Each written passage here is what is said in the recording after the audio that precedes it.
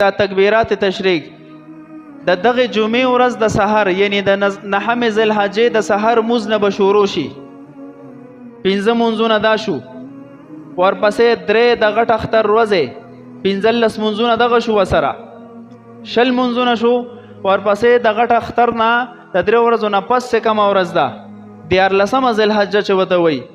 نو د مازیګر مونځه پورې 3 مونځونه دغه شو، نو 23 مونځونه شو. د دې مونځونو کې په هر مسلمان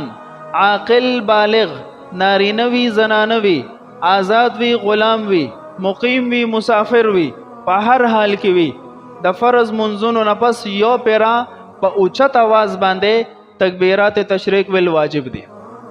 الله اکبر الله اکبر لا اله الا الله والله اکبر الله اکبر ولله الحمد یو پیرا ویل واجب دي، خو سړی به په تیز आवाज باندې وای، ښځه به په سلو आवाज باندې وای.